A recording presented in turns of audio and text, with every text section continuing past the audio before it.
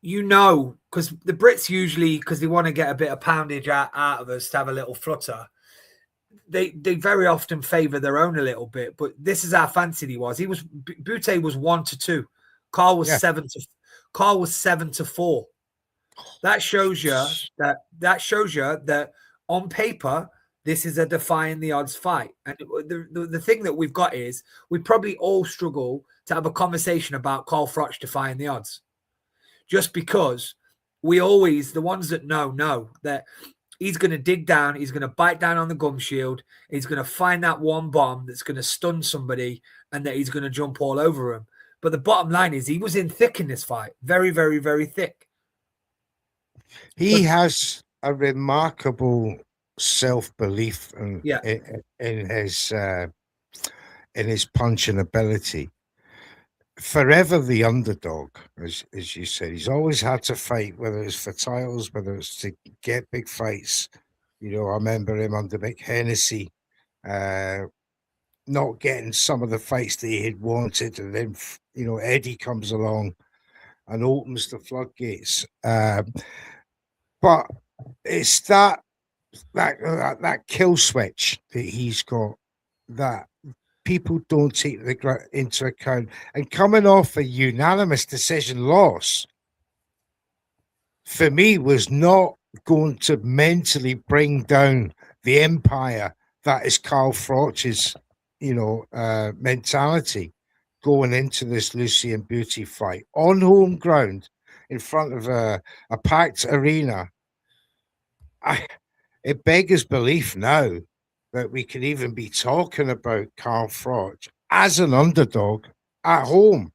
But such was the reputation, wasn't it? But think about it, mate. Before we roll a tape, like he's in the brains of the public, right? The times that he stepped up to the top boys prior to this, he's lost. Yeah, right. He's lost the two times he's gone to the top, very, very top table. He's lost with those big killers. And so you bring him now into the Bute fight, and everyone's thinking, well, this guy, like Jams keeps saying, number one at the time, 30 fights, 30 wins. Everyone's, because I remember it different. I remember whether the media at the time had brainwashed me. I remember going into it absolutely shit scared for him. I was like, is he done? Is he done? And you've only got to look at Eddie jumping in the ring towards the end of this fight. Hopefully that's on the tape before the fight's done. That Eddie was nervous as well. Eddie was just starting to be a bit of a player in the game, and he'd done a bit of his dough on Carl, right? He'd done a bit of dough on him. He'd done a bit of dough on Cal, and he was just starting to get there. Certainly was. Look, well, let's get a look at this fight now. It's Carl Froch, Lucian Bute, 26th of May 2012, and it's a hell of a fight, you know. Now, before we roll the tape, as you were saying, you were very worried about Carl Froch's chances here. I did remember the place was on tenterhooks as soon as Carl Froch, but as soon as Carl Froch entered the arena, place went off. Yeah, and it's sort of the equilibrium come back. Let's roll the tape, James. You receive the instructions in the dressing room. Obey my commands at all times. Protect yourselves at all times. Touch them up, go to your corner. All set to go. You've heard all the talk and all the build-up to this fight. Here we go. Round one. Has Bute as number one in the world, even above Andre Wolf, with a big, snappy jab. And a that's mad that Bute was ranked above Ward. Looks very focused, Carlo, didn't he? Yes, a lot of head movement from Bute, but Carl was just having none of this reputation business, this nonsense. He's come to fight.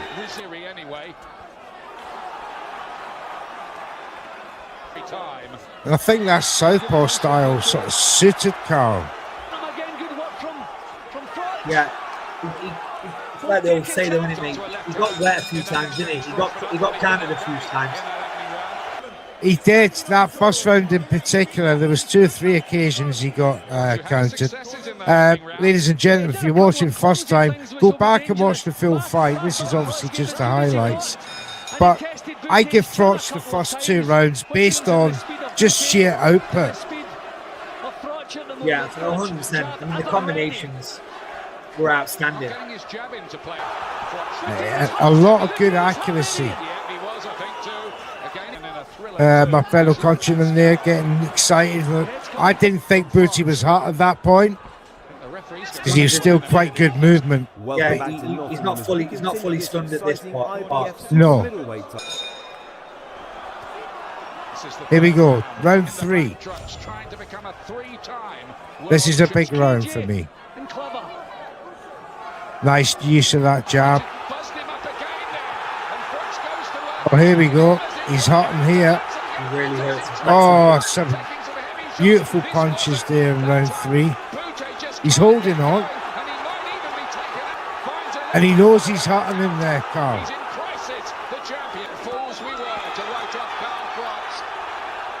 And then the crowd, you can hear every connected punch, they were roaring. You know they're in trouble when they take their own mouthpiece out on the way back to the corner. Yes, that's a big sign. Round 4. It seemed to me that Carl took his sort of, he was looking for that killer punch in round 4. He looks beat, doesn't he, Bute?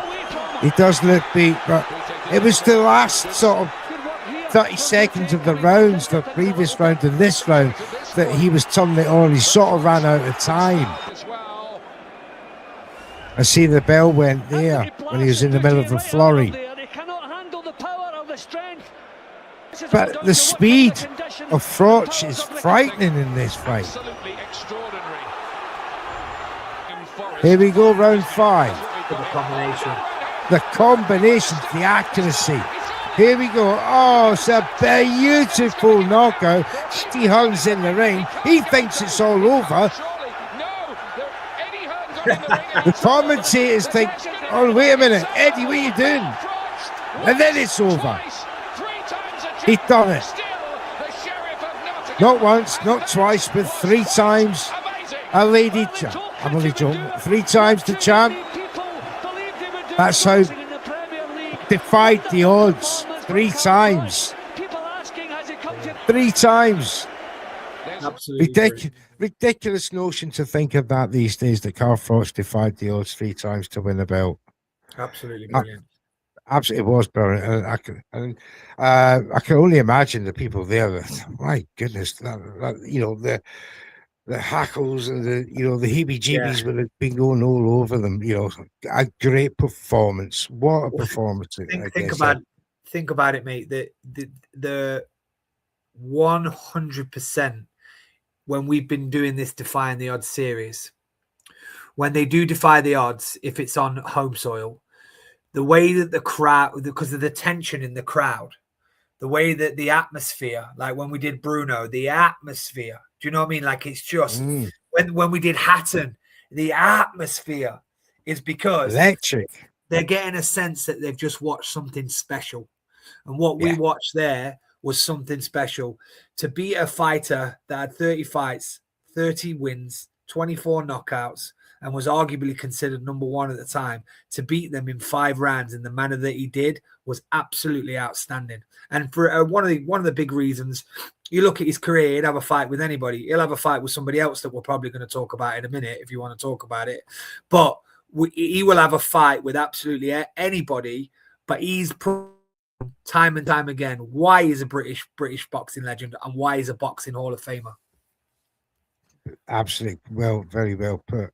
And we will be talking about his other fights, you know, because I believe in my heart of hearts he ended Lucian Bute's, not only his mystique about, you know, his unbeatenness, but he didn't go on to accomplish what he wanted after that. Bute had 4 other defeats after that in 7 fights and called it a day because he was done. after Carl Froch. Jean Pascal, UD'd him. James DeGale, UD'd him as well. And he was given multiple, because of his IBF retention of the belt for so many years. The IBF, given shot after shot, Lucian Bute, but he was done. Carl Froch ended him. Baddy Jack, that was the fight where, because Bute popped for Osterine. Right. He was that desperate to get back to winning ways, and Baddy Jack was awarded the win. But even this, isn't it interesting, mate? Like when we're looking, because now obviously 5th episode in, and just going back, same was said. We had the same thing when we Kawasaki did what he did to Lacey, right? He was never the same fighter after that. Tszyu was done. Like these British fighters that defy the odds. It's fair to say the only one of the series that went on to do something very remarkable after would have been Porter, based off our series so far. And so this really sums up. If anybody's new to the series, go back and watch some of the previous episodes, because we're just reliving unbelievable moments in British boxing history. And it's these defining moments, as we talked about in all these episodes, that when British boxers had more or less career-ending victories over these fantastic champions that they fought. Tim Tszyu, never the same again. Yeah. Sean Porter, as you mentioned, wasn't the same again until he had a resurgence. Yeah. Lucian Bute, done. And there's others we're going to come and pick out of our series that we're going to show. And we're going to show you the common denominator known as British grit. As soon as you go to war with a Brit, my God, you better come prepared mentally as well as conditionally, physically, because if you're going to go home broken in more ways than one. And also the nation is coming with. We are coming with you. Wherever you go, we go, and we're with you. The army comes right behind and in front, in the vanguard. They're there before the boxers. Yes, fight week, they're there. The vanguard, front lines, battling. If you've ever been to one of them events as a fan abroad, you're a proud man walking through them streets of the United States. Yeah. Because the British Army are here. Yeah. And they part the waves. Oh, it's a beautiful sight.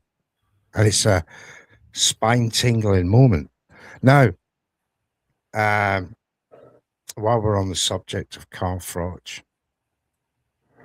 was there anything else you wanted to talk about as the result of this fight? No, I just want to say, obviously, before we move on to the part 2 of this episode, I just want to say this is obviously the second time that we've featured Carl, and it may not be the last when you go back and look at his career. But it's not just me being proud from being from the same area. It's just I'm just proud of when I look back and have conversations on any channel with anybody from across this side, where I am, this side of the pond, or your side of the pond where I am now. No one really has a bad word to say about Carl Froch. No one. They know what he was, and what he was is a born fighter. You put him in the middle of the ring. He's not going to try and be fancy. He's not going to hit you with jab, spin, slip, roll around and hit you from the corner. He's going to stand in the pocket, and he's going to put his hands behind his side, and he's going to say, "Best man wins." And that's the only way he knew how to do it. That's not to say that Carl didn't have a skill set, because if you listen to the GB setup, they'll tell you Carl definitely had a skill set. But one thing that he had is that sometimes with these fighters, you can't teach it him. He knew how to come back from a setback, and he proved that time and time again. And like I say, we'll forever, as British boxing fans, be in awe of what he was as a fighter. Well said. And, you're quite correct. He wouldn't have had a world junior bronze medal if it wasn't for a skill set in the amateur game. You have to win with skills to win them rounds. Yes, he just chose not to. This was the man. And he'll admit it when he's shooting from the hip with not only his lead hand, but his right hand as well. And that was his style, his way of entertaining. And boy, was it entertaining. It was entertaining to the point where it was beautiful to watch when he was winning. But when he was under pressure, you're like, defend, defend, defend. But, that was such what he brought to the table, what he brought to the fans. 3-time champion. And this is just at this point. We're only at 2012. Yeah. Life goes on. And we will pick up another Carl Froch fight. But he definitely is a jewel in the crown of many, many jewels that makes up the British crown of boxing. And we will get all these jewels around until we get to the centerpiece. Let's talk about part 2 now. And we've got a couple of videos to show the people, but unless you've been living under a rock, the press conferences this week with Lee Wood and Fury and Makhmedov is gone a bit funny with John Fury and Carl Froch. Give us a rough background what's happened, and then we're going to show you some videos, guys. Yeah, obviously, all you've got to do is if you're a boxing fan on X, then you will have followed all of these clips very, very closely. Tyson has announced his comeback in a good fight against Makhmedov. I think it's very, very well matchmaked. I don't know about you. I think it's brilliant matchmaking. Yeah. I think Tyson's going to box his head off. He's going to make it look very, very glamorous for the Netflix audience. I think Tyson's going to look an absolute $1 million, which is what I'm very interested in. And all the banter that I have on X, if anybody does follow me with the Tyson banter, I will never say that Tyson Fury is not a very, very good fighter. He's an absolutely fabulous fighter. A lot of my beef stems from the circus that sometimes comes with it, retiring 5 times when we know that he's at his prime, when we know that if he really stuck his test to it, he could have a third go at Usyk. He could have a third go at Usyk. Why not? Why not? He's done trilogies a lot in his career. So we're all interested in that, but we don't even get to that before it's detracted away from the fight, because while the crew are setting up to cover the fight, Carl Froch is making his Netflix debut, and John Fury, as he's done many, many times before, because I do think he has an inferior complex to his son becoming world champion, and he can't just let his son, which any proud father would want to lift their son up and just look in awe of them. Unfortunately for this father, we have a very, very difficulty that on presser week, fight week, he has to make an absolute scene of himself. And boy, did he make a scene of himself. Jams, roll the tape. Run like a fucking bitch, Carl. Run like a fucking bitch. Where the fuck are you? Hey? The world's been calling me a fucking shithead. You know me, Alex. You know I'm no fucking coward. I was gonna fight you in your fucking heyday. Wasn't it true? Did I back away from you? That's right. I'll put some fucking respect in the name of God. Get that fucking Carl fucking. See what you fucking here. And everyone else is not here. You're not fucking me. You're not fucking me. Run like a fucking bitch. Run like a fucking bitch, Carl. Run like a fucking bitch.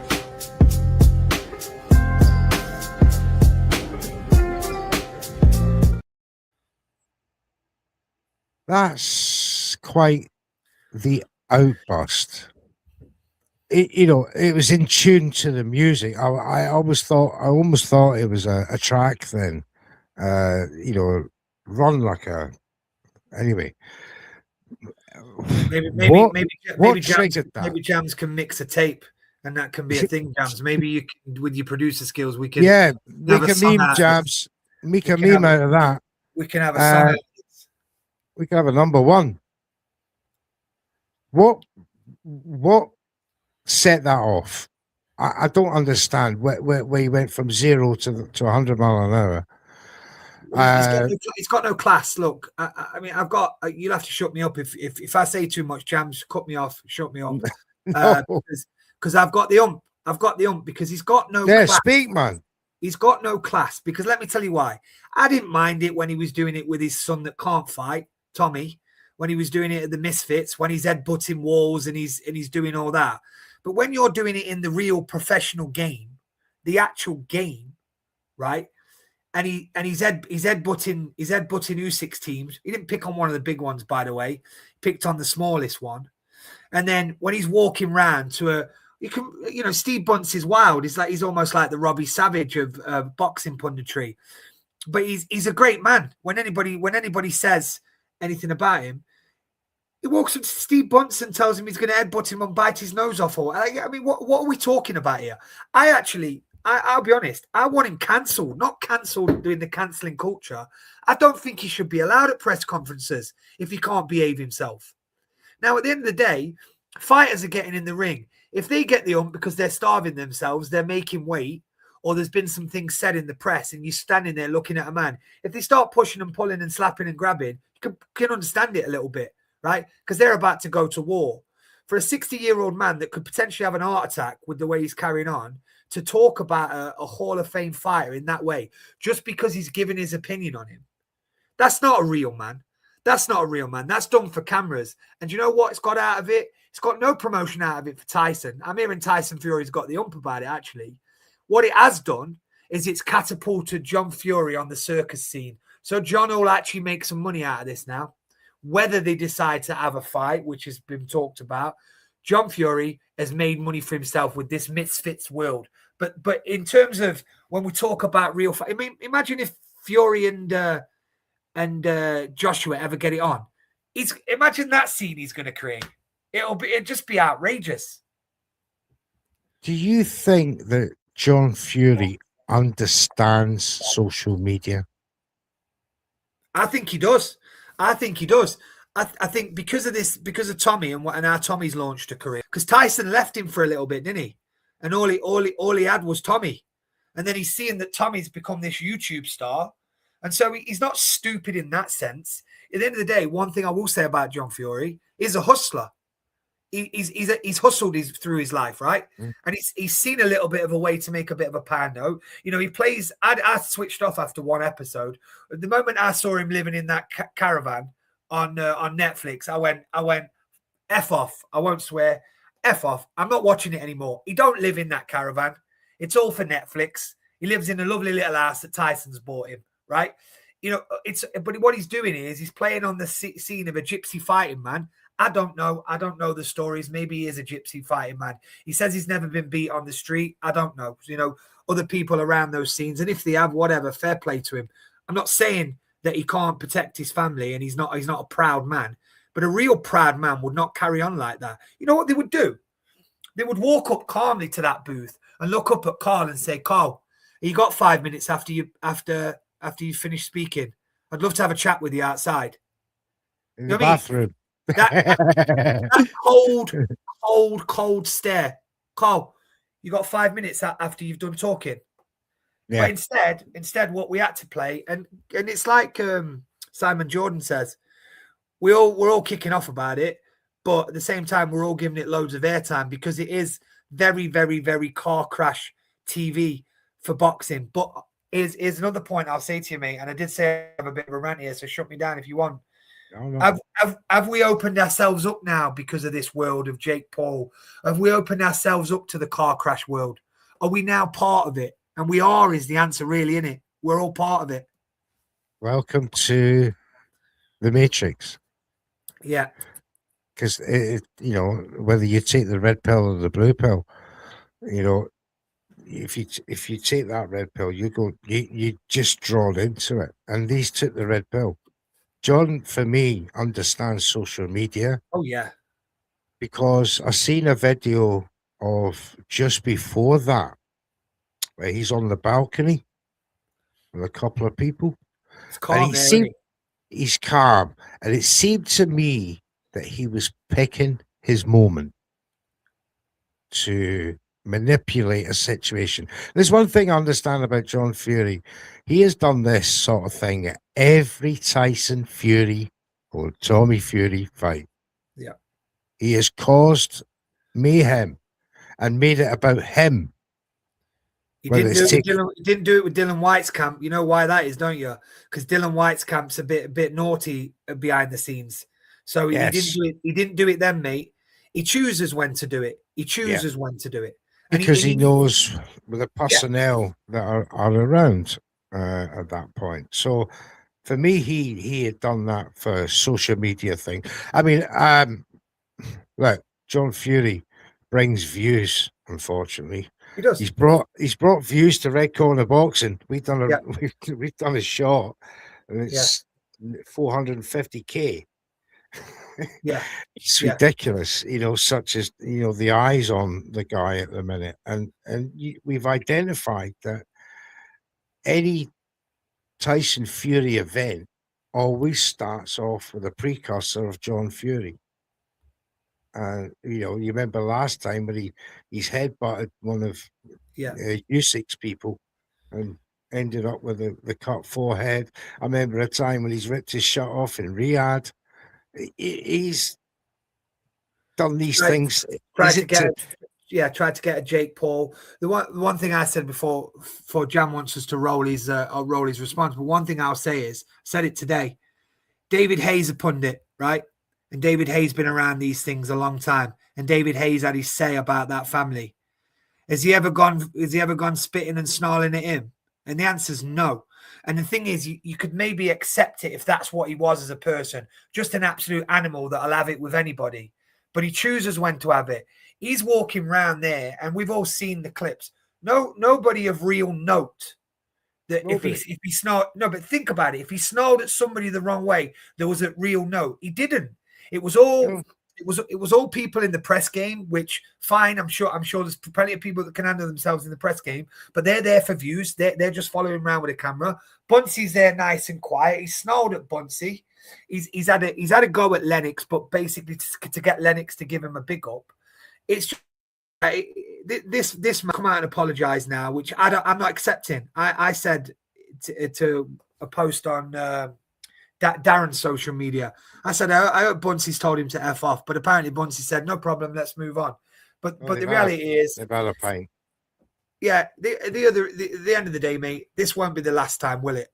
So we'll see. But should we let the viewers see Carl's response to him? Such a big loudmouth gobshite who's done all, living off his son's name. And it actually winds me up when I think about when he started on Carl Frampton, a good friend of mine, top pundit analyst, ex-world champion. He started on the smallest man in the room at the Usyk press conference, headbutted him. He had to go to Steve Bunce last week. He constantly does it. And then he stuck it on me. But you know what? I feel like I might be the chosen one. I feel like it might be my job to finally shut this big gobshite up. All he does is run around, running his mouth, beating his chest, the ultimate man and all that bollocks. So John, for one final time, listen to me so it goes into that thick skull. I accept your challenge, but know one thing. When that first bell goes, I'm going to come over to your corner and absolutely stick it on you, cobra style, and set about you and make a mess of you. You know why? Because you're a bully and you need putting in your place. You're a bully and you're making a mockery of this sport, professional boxing. You have that there. Wow, he's not mincing his words there, is he? It's completely spot on. He's completely spot on. And there's no lies detected, by the way. Look, I know there's weight classes for a reason, right? But hear me out. But there's world-class fighters for a reason, right? And the bottom line is, Carl Froch has lived in the gym since he's retired. Lived in the gym, you know. And behind the rumor scenes, he's been doing a bit of extra training because he had his eye on that potential that Darren Till fight, right? So he's going to be razor sharp. And we're talking a 60-year-old man. Yeah, I know he goes out on runs with his son and he eats a steak. I don't need anything else but a steak. right? He needs that's what he needs in his life. And then Carl Froch is gonna, if it happened, and I don't want it to happen, by the way. I don't want it to happen. I hope it goes away. I hope it goes away because I think if we as people that love this sport, and we're talking about legends that have defied the odds, if we genuinely are excited to see Carl Froch stick it on, a 60-year-old failed boxer that's 10 years of his life in prison, right? He's had 10 years of his life taken away from him. And I know people get into different scrapes. I'm not going at him for that. But the bottom line is you're talking about a trained Hall of Fame fighter that has been out the ring that would annihilate him. And that to me, I mean, I suppose it goes down the likes of me saying, well, I enjoyed watching AJ break Jake Paul's jaw, but I think that's a little bit different to this one because there's some serious things that Tyson's dad could have a heart attack here. He could have a heart attack. And then that'll be the end of all this misfit stuff. It'll never happen again because that'll be the end of it. You mentioned that John Fury had apologized. We've seen it on X. He did look genuinely apologetic about Steve Bunce, which I was glad to see at least from it. However, he mentioned that he was in a particular place where he didn't know where he was. That's disturbing in itself because I've worked in mental health. Yeah, and I think John needs a chat, to sit down and chat with somebody about his anger. Because there's one thing manipulating a situation. There's another thing when you go off in a tangent that you can't come out of. So he's identified a situation to manipulate. He's gone off in a tangent for social media purposes, but it's got out of control. And he couldn't control the back to reality part of it, even when come up against old friends like Steve Bunce, who's done nothing but say good things about the Furies over the years. He couldn't recognize the man. That tells me he's got some serious problems. Can we cut him some slack on that part? Not for me. Sorry. And I know you've just summed it up beautifully. And apologies to a trained person like yourself that's been involved in the trade of mental health. So I'm not diminishing anybody's mental health. We do a mental health Monday podcast, so we very much understand it. I'm telling you right now, his rage would have stopped the moment he walked around the corner, and even Don Charles was there. Even he walked around the corner and Don Charles was there. You think he's going to rear up at Don Charles? Because Don Charles was going to say, "Who are you talking to?" Like he knew what he was doing. It's the same as what he knew when he was Usyk's smaller team. And Usyk's team are very classy, very passive, very like, we just do it in the ring, right? He didn't do it in Dylan White's camp. That's when he could have done it. He could have kicked off in Dylan White's camp. Dylan White's an animal, but he didn't. And he's chose to do it. He's chose to do it with the YouTube crowd because he knows he's in his world there. He knows no one's going to tackle him. And look, he does look frightening. He does look scary. If you didn't know he probably could kick the arse out of a lot of people. He looks like he's game. He looks like he's ready, and he looks like he's ready to go. But it's what Carl looks slow as fuck to me, and I'm 2 years younger than him. But he looks slow as fuck to me. It's exactly what Carl said. He's doing it in the wrong setting. He's making a mockery of boxing, right? And it's not the misfits. Do the misfits thing. Sell the numbers. The Sauerland family would love it if he was running around doing that. But even Frank's interviewed him. I don't want to talk about it. Well, no, Frank, I bet you're loving it because he's selling he said he's not selling nothing for me. Tyson and his team are their own entities. This is not. I don't want to talk about it. The people in the know, the actual know, don't want to talk it. And if you see like the professionals, I've seen a few interviews. They just shake their heads in disbelief. And we'll see where this call out goes and this acceptance goes. But I think Netflix have got to have a little bit of class here and not put this fight on. I don't want it on. Yeah, I mean, John seemed to indicate that this was a Netflix sort of ridden or agenda. I don't know. But look, you hit the nail on the head for me, you know. And that's why I laugh, because to give him, try and give him an option, like, you know, he's suffering from mental health. The signs were there that looks like he's either a very, very good actor, right? Yeah. And which we can go back to the social media thing with Tommy, that he's bringing this WWE type. Remember when Tyson Fury was over in America and they were talking about WWE contracts? Yeah. And they're witnessing all this showboatedness, American style, misfit style. John Fury's tried to bring that to professional boxing, and he's just met with disgust. You know, and we don't want it. It's nasty. It's classless. It's, you know, it's crass.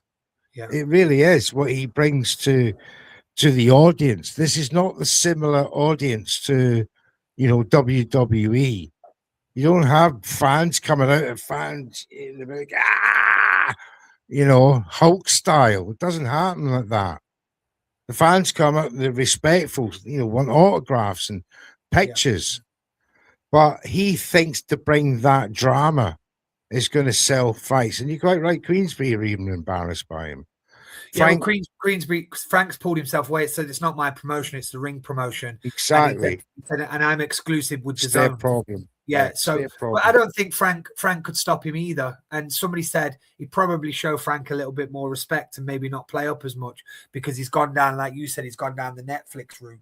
But to kind of finish this off, because we could probably debate all day because I'm a little bit hot under the collar with it, is that I also think it's everything what you said. Of course, there's a little bit of there's definitely mental health there, for sure there is. But I think the mental health comes from the fact that he's got two kids that have really catapulted themselves in their life, right? Tommy, for whatever reasons, for the YouTube world, I think Tommy has gone that way, and he's made a lot of money out of it. And then you've got Tyson, who is considered, you know, by many, certainly his fan base, as the best British fighter of all time. That's what Tyson's fans would say, right? And we've had those conversations with them, that he is the best thing since Muhammad Ali, right? So his dad is, I think, on these platforms, mate, what he's trying to do is like, wow, the eyes are on me today. Let them know about John Fury. I might not be the boxer, but I'm the fighting man. I'm the one in this family, and anyone that wants it can have it. And I totally think it's so that he can sit at the head of the dinner table on Christmas Day and say, yeah, you'd all be nothing without me. I genuinely feel like, and I've mentioned it a few times now, he's narcissistic. He's one of the most narcissistic people you'll ever see. To not sit back and just be in awe of his 6'6" unbelievable fighter that he's created, and just be like, no, I'm here for Tyson. No, I'm here for Tyson. No, I'm here for Tyson. Hey, Carl, can we have a chat? Do you know what I mean? But anyway, that's probably absolutely correct. Yeah, and you 100%. I was mesmerized there by, you know, how true that was, because whilst you were talking, I'm reliving like the videos, you know, in your memory banks that come back to you, the images and that. And yes, he has ridden off the back of his son's success, and so much to the point of trying to create a sort of branched identity, the ultimate male, the fighting man. Yeah, you know, not anything else, but you know, the world champion's father, as you quite rightly said. Yeah, I'm here for my son. I'm here for my son. He could have just took that role like a gentleman. I said, well, he was much better than me, wasn't he? Yeah. Yeah. And maybe he wouldn't be getting channels like Red Corner Boxing, getting 500,000 views. And the fact that Henry Akinwande put him on his ass and put him on out cold. It's not our fault. We'll take it. Thank you very much indeed. Yeah. Bumps up our numbers. Long live John Fury, mate. As far as I'm concerned. Hey, listen. And, while he's about, you know me, boys. Jump me on for a rant. I'm game for a rant. Exactly. And I tell you now. Exactly. So you know why and it's complete. It's probably like he would say it as well. I'm a fair man. If he came out and did a proper public apology and said, I am struggling with mental health. I'm going to take some time away. I'm going to be while Tyson does his camp. And he was at his fight and he was very complimentary to Matt Madoff and whatever. You'd have a different response from me. I'm not just going at him because he's Tyson Fury's dad. I'm going at him because I think it's an absolute disgrace of the way he conducts himself and that he can't be a proud dad. That's why I'm going at him. If he was to change it, if he was to be a bit more humble, he had a few years where he was a bit humble when BT was giving him a bit of work, but he's lost it all now because what he wants to do is he wants to be the circus master, and that's what he's become, the circus master. Absolutely, 100% agree. He's like the circus announcer in the arena with the top hat to tell you what's coming first. But look, Brett, episode 5, another great episode. Carl Froch, Lucian Bute, and then part 2 was the fallout of the press conference between John Fury and Carl Froch. This program is sponsored by Easy Storage and Boxing Fight Zone. Look out for episode 6 coming your way next week. And if you're new to Red Corner Boxing, please give us a like and subscribe. Help the channel grow so we can give you fabulous content just like this with myself and my good friend there. There he is, the boxing man, aka Brett. The man from Nottingham. He's got such a great knowledge, bankable knowledge base of boxing. Mate, we're going to be back next week. So join us tomorrow night, ladies and gentlemen, for the preview show of all this weekend's action. That'll be at 7 p.m. tomorrow night with myself and Jams. And then, with no doubt, on Saturday, there'll be watch-alongs galore. So make sure you join us then here at Red Corner Boxing. And we thank you all. So for myself and the boxing man, Defying the Odds, we'll be back next week. See you then. Protect yourself.